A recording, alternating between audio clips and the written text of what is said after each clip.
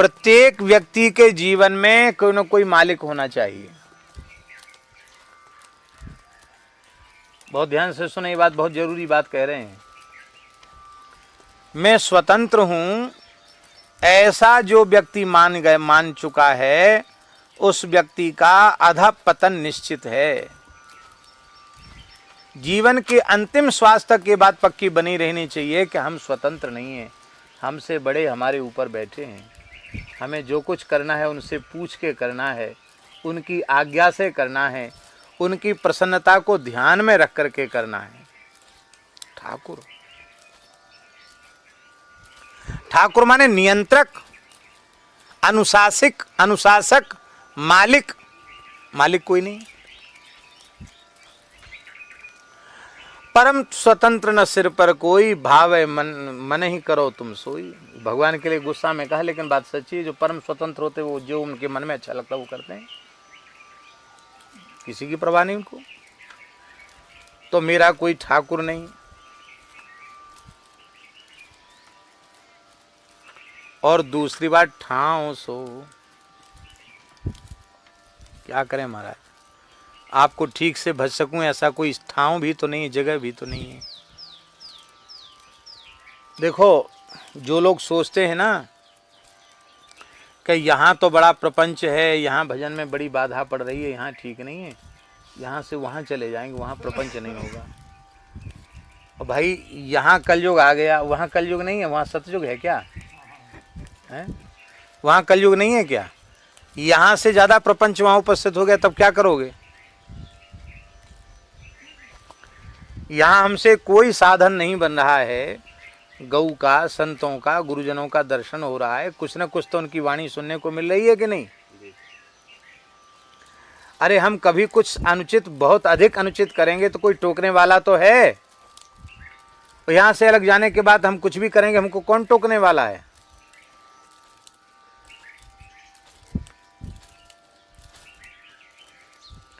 इसलिए साधन यदि करना है तो बार बार स्थान परिवर्तन नहीं करना चाहिए।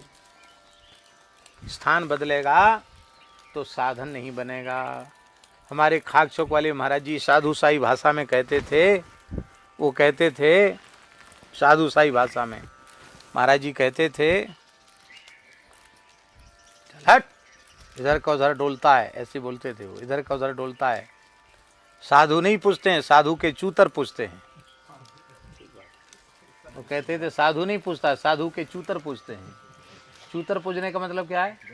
हाँ, जहाँ बैठ गया वहां पूजने लग गया।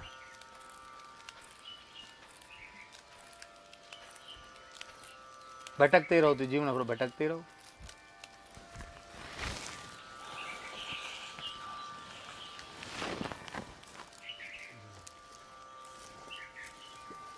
अपने हाथ पांव तोड़ के, हाथ पांव तोड़ने का मतलब है अपने भीतर की वृत्ति समाप्त करके, अनुकूल से अनुकूल, प्रतिकूल से प्रतिकूल कहीं भी हो, एक जगह जहां पड़ गए वहां पड़े रहो,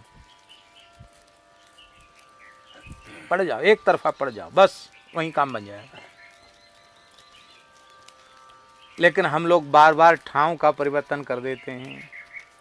कर्म भी हमारे अच्छे, तुलसीदास जी की स्थिति नहीं, हम लोगों की स्थिति है। कर्म भी अच्छे नहीं है, स्वभाव भी अच्छा नहीं है। काल को दोष तो हम अपने को दोष तो देते नहीं, काल को, समय को दोष तो देने के पहले से अभ्यास है। क्या करें, समय बहुत खराब है। ठाकुर ना अपने ऊपर किसी का स्वामित्व भी नहीं मानते हैं, किसी का अनुशासन भी नहीं मानते। और ठाव सो, ऐसा ठाव कहीं मिलेगा नहीं जहाँ रागत द्वेष ना हो, जहाँ कुछ न कुछ मन की प्रतिकूलता ना हो। सब जगह मन की प्रतिकूलता रही आवेगी। सुधन ना, बोले हम बड़े बड़े अच्छे यज्ञ कर लेंगे, बड़े अनुष्ठान कर लेंगे, अच्छे काम करा देंगे, तो बोले अच्छा धन ही नहीं मिलेगा। जो मेहनत मजदूरी करके खूब परिश्रम पूर्वक जो धन, कोई बात, जो मेहनत मजदूरी करके बड़े परिश्रम पूर्वक जो धन अर्जित करते हैं, वो बेचारे धन देंगे तो कितना धन देंगे बोलो? वो तो शेर दो शेर नाच भले ही सामने धर दें, रुपया तो उनके घर में है ही कहाँ, रुपया कहाँ से देंगे? और जो गड्डी की गड्डी रुपया देने वाले हैं, उन्होंने वो गड्डियां कैसे कमाई हैं ये तो वही जाने। तो जिस धन से तुम परमार्थ करके कल्याण करना चाहते हो, परमार्थ के लिए इकट्ठा किया गया धन भी शुद्ध नहीं है। जब धन ही शुद्ध नहीं है तो उस धन से होने वाले यज्ञादि कैसे शुद्ध होंगे? उस धन से होने वाले पवित्र कर्म कैसे पवित्र कर्म बनेंगे? धन का कितना विचार होता है। हमारे एक भरद्वाज जी हैं, गिरिराज जी वाले, बहुत अच्छे सदगृहस्थ ब्राह्मण, ब्रजवासी ब्राह्मण हैं। तो हम समझते हैं कि 20-25 साल पुरानी बात होगी, 20 वर्ष पुरानी बात तो होगी कम से कम। उनको बगीचे में घूम रहे थे सवेरे सवेरे, 20 साल पहले की बात होगी कम से कम। 20,000 रुपये मिले उनको। कितने? ओ बढ़िया, कड़े कड़े 500 के एकदम, अभी रिजर्व बैंक से आए हुए, ऐसी गड्डी थी हमारा। 20,000 रुपया थे। तो उन्होंने उठा लिए। उठा करके उन्होंने पूछा लोगों से कि भाई किसी का कुछ गिरा है? ऐसे तो बताओगे कि इतना पैसा है तो कोई भी कह देगा हमारा है। तो पूछा किसी का कुछ गिरा हो, कोई खो गया हो तो बताओ। किसी ने बताया नहीं। पता लगाने का प्रयास किया, टोला मोहल्ला में भी प्रयास किया, भाई किसी का कोई चीज़ खो गई? बोले किसी का कोई चीज़ नहीं खोई। उन्होंने सोचा ये पैसा गौशाला में दे दें। तो सूर्यश्याम गौशाला में आए। महाराज बाबा ठाकुरदास जी से जुड़े हुए थे। तो पूज्य बाबा ठाकुरदास जी महाराज को कहा कि महाराज जी ये गौ सेवा में। तो भरद्वाज जी ये कहाँ से लाए पैसे? उन्होंने कैसे सवेरे बगीचे में घूम रहे थे, वो मिल गए, ले आए। मिल गए तो तुमने उठाई क्यों?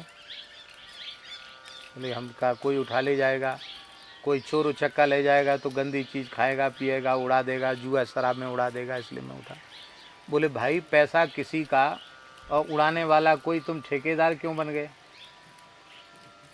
भाई जो धन तुम्हारा नहीं था उसको तुमने छुआ क्यों? उठाए क्यों? क्यों उठाया तुमने? गौ सेवा तो इन्हीं पैसों से गौ सेवा होगी? अरे गौ सेवा का काम तो गोपाल जी कर रहे हैं, मनुष्य कर रहा है क्या? आपने अपने परिश्रम से कमाया हो तो आप दान करो। अब गिरे पड़े पैसा उठा के ला रहे हो हम गौशाला में नहीं लेंगे। हमारी गौ माता उपवास कर लेंगी, तपस्या कर लेंगी, और ये धन हम नहीं लेंगे। बाबा तो छूते नहीं थे, क्या संस्था के किसी व्यक्ति को बुला के दे देते। बाबा ने कहा प्रयास करो, खोजो उस व्यक्ति को, जरूर वो कितना कलप रहा होगा जिसके इतने पैसे चले गए। तो एक माता जी के पैसे गिरे थे, पर से उनके घर में बड़ा कलह मच रहा था। भरद्वाज जी बगीचा में घूमने गए तो माता जी ऐसे ऐसे देख रही थी। क्या हुआ भाई? माता जी क्या बात है? बोले मेरा एक पर्स गिर गया, उसमें इतने पैसे थे, कितने कितने नोट थे, सब बता दी। उन्होंने बोले ये तो मेरे पास है, लो मैं तो पूछ रहा था किसने दिया नहीं। तो उन्होंने पैसा दे दिया। ये भी बताया साथ में कि हम वहाँ ले गए थे, वहाँ से संत ने वापस कर दिया। तो वो घर ले गई, घर में की कलह शांति तो दूर हो गई। और उसके बाद उनके घर वालों ने कुछ और पैसा दिया, फिर वो गौ सेवा में आया। सुधन अच्छा धन नहीं है, सुतन कलयुगी शरीर हैं। ऐसे शरीर भी नहीं कि हम तपस्या कर सकें, साधना कर सकें, साधन के योग्य शरीर नहीं है। रोगी हो गए शरीर, कलयुग है महाराज। कब कौन सी बीमारी लग जाए कोई ठिकाना ही नहीं, कोई पता ही नहीं।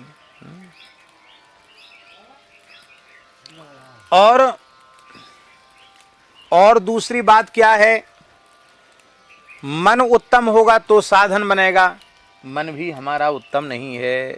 सुमन सुआव सो, और महाराज मन भी नहीं है।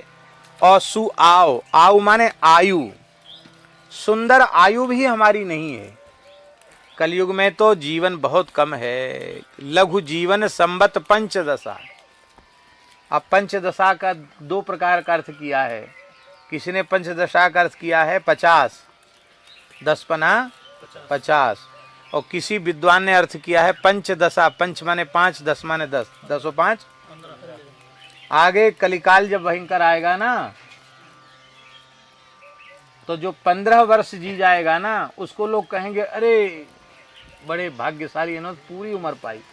जैसे आजकल कोई 100 साल जी जाता है ना, लोग कहते भैया बड़ी उम्र पाई, 100 साल तक जी रहे हैं। हमारे बुढ़े बाबाएं कहाँ चले गए हैं, सो गए। तो बुढ़े बाबा हम समझते हैं कि लगभग 95 वर्ष से ऊपर उम्र होगी उनकी, लेकिन खूब टन्न हैं, स्वस्थ हैं। और 12 बजे रात को स्नान ध्यान करके भजन में बैठ जाते, सवेरे तक भजन में एक आसन से बैठे रहते हैं, और जैसे नेक छोटा सा बच्चा खेले ऐसे खेलते रहते हैं।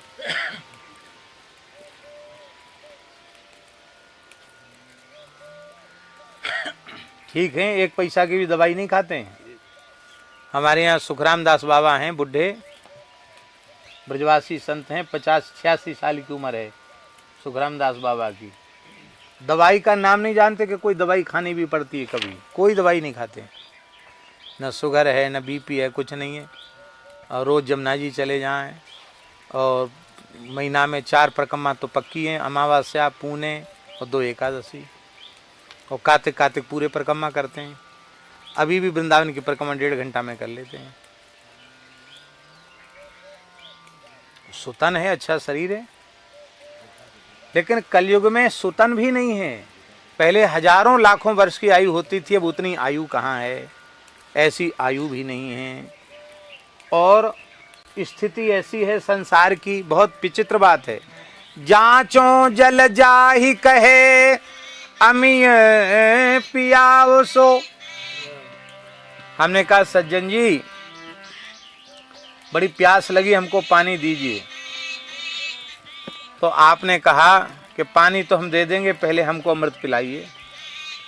अरे भाई भले आदमी, हमारे पास अमृत पीने को धरा होता तो हम आपसे पानी ही क्यों मांगते। हम आपसे पानी मांग रहे हैं, आप हमसे अमृत मांग रहे हो। आप माने राम जी के अलावा आपके अतिरिक्त सबकी हालत यही है, को देने के लिए तो तुच्छ पानी जैसा फल देने के लिए भी राजी नहीं है, और सेवा अमृत जैसी चाहते हैं, समर्पण अमृत के जैसा चाहते हैं। ऐसी स्थिति उनकी है। इसलिए कासों कहूँ काहू सो न बढ़त हियाव सो। मैं किससे कहूँ, मेरा हियाव, हियाव माने साहस। ये हियाव शब्द प्योर बुंदेली शब्द है, बुंदेलखंड की भाषा का शब्द है हियाव। हियाव माने हिम्मत, साहस, हिम्मत। जैसे बुंदेली में बड़े बूढ़े कहते हैं भैया अब हियाव नहीं रहो। हियाव माने हिम्मत, अब ताकत नहीं है। हियाव नहीं है माने हियाव नहीं है, ताकत नहीं है। तुलसीदास जी ने विनय पत्रिका में भी ऐसे बुंदेली शब्दों का प्रयोग किया है जो कम से कम 100 साल पहले बोले जाते थे। अब तो हियाव शब्द भी लोग कम बोलते हैं। बोले हियाव नहीं है, हमारे हियाव में, हमारे हृदय में हियाव नहीं बढ़ता, हिम्मत नहीं पड़ती। आप ही एकमात्र ऐसे लगते हैं कि आप रीझ सकते हैं। तो आपको पता नहीं क्या हो गया, आप तो कुछ बोलते ही नहीं है। ये ध्वनि है, आप तो कुछ बोलते ही नहीं है। दूसरा तो ऐसे ऐसे लग रहे हैं, और आपसे आशा है, सो आप तो पता नहीं क्या हो गया आपको। हमारी बात सुनते ही नहीं, हमारी तरफ देखते ही नहीं, पता नहीं आपको क्या हो गया। हाँ, इसलिए अब भगवान वाला संबंध भी नहीं है। बाप बाप, ये बाप शब्द बड़ा प्रिय है तुलसीदास जी को। तुलसीदास जी को बाप शब्द बहुत प्रिय है। इसलिए इस समय विश्व प्रसिद्ध श्री राम कथा गायक श्री मुरारी बापू जी अपनी कथा के आरंभ में कहते बाप, फिर बोलते हैं। लोग सोचते भैया कौन थे बाप कह रहे हैं, बापू। लोग समझते नहीं बाप किससे कह रहे हैं, पर कहते बाप। और कई बार तो बाप का कीर्तन करा देते हैं। हमने एक बार ओरछा में कीर्तन कराया था, बड़े शास्त्रीय संगीत। बाप बाप इसलिए कह रहे हैं, बहुत रहस्य सूक्ष्म बात है। इस समय भारत के माननीय राष्ट्रपति महोदय जो हैं, महामहिम हैं, उनकी कितनी महिमा है। वो आएंगे तो कोई भी व्यक्ति होगा उसको उठ के खड़ा होना चाहिए, क्योंकि राष्ट्रपति का सम्मान करना चाहिए। उनके आने पर राष्ट्रगान किया जाता है, जन गण मन अधिनायक जय, आज भी परंपरा है। राष्ट्रपति आएंगे तो राष्ट्रगीत गाया जाएगा। कितना उसका आदर सम्मान है, बहुत मर्यादा है राष्ट्रपति की। प्रधानमंत्री को भी बहुत अदब करना पड़ेगा, उनकी राष्ट्रपति है। लेकिन राष्ट्रपति का बेटा जो उनके घर में रहता वो अदब करेगा, वो उतना संकोच करेगा?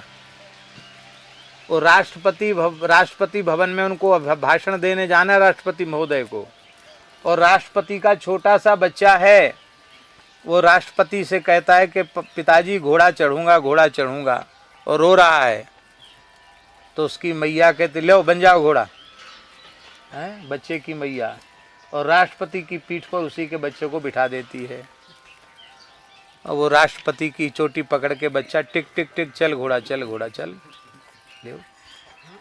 तो राष्ट्रपति सबके लिए है, पर राष्ट्रपति के पुत्र के लिए वो राष्ट्रपति, वो तो बाप बेटा का संबंध है।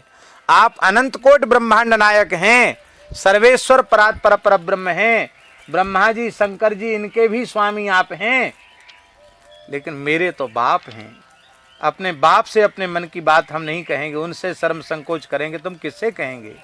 इसलिए बाप बलि जाऊं, हे बाप, हे पिताजी, मैं बलिहारी जाता हूं, आपके चरणों में न्यौछावर हूं, आप करिए उपाय सो, मेरे कल्याण का उपाय तो आप ही कीजिए, मैं समर्थ नहीं हूं।